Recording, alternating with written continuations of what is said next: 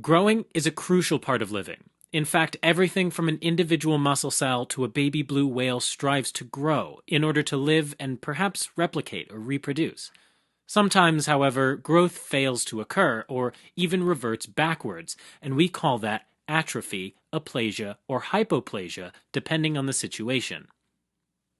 Let's break these words down. Atrophy. A means no, and trophy means nourishment. So atrophy means no nourishment.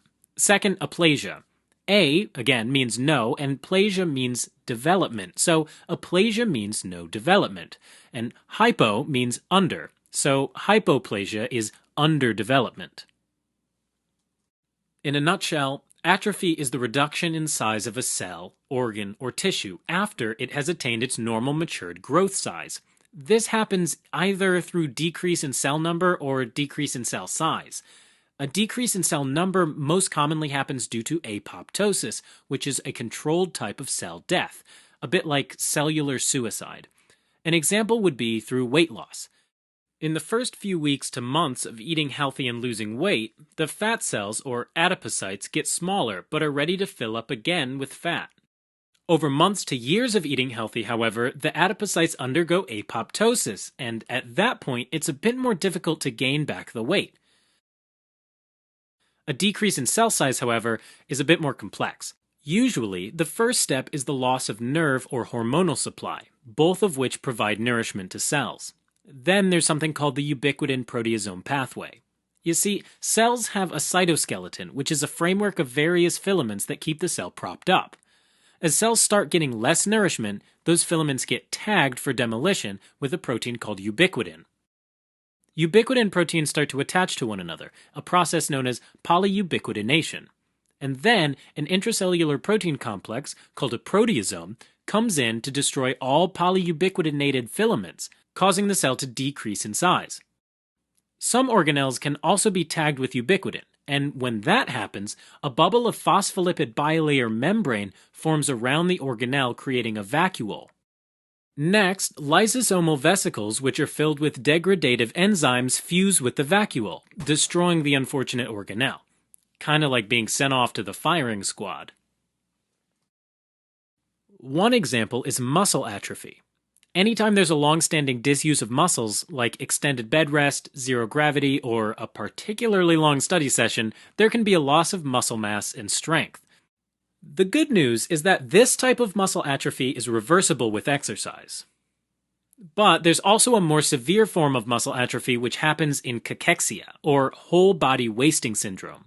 That form of muscle atrophy is often so severe that it's not typically reversible and happens in severe illnesses like AIDS or in some forms of cancer.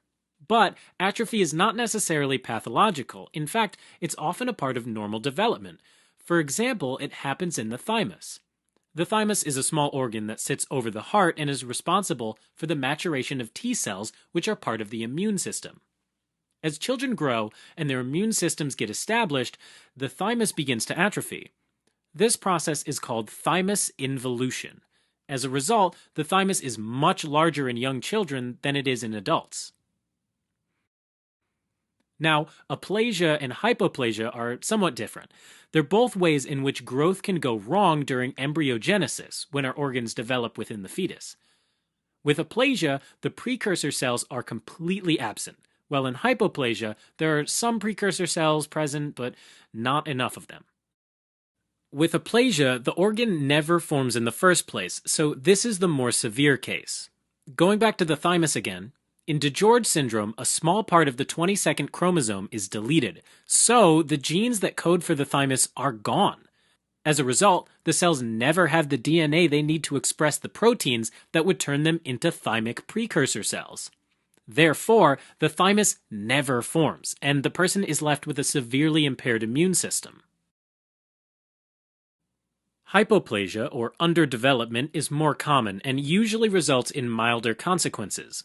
Here, there are only some precursor cells available, and that results in a smaller or misshapen organ. One example is a genetic disease called optic nerve hypoplasia, where there are fewer neurons than normal serving the eye. Because of this, the optic nerve is abnormally thin. The result can vary wildly, from near blindness to near normal eyesight, all depending on how many axons actually formed in the first place.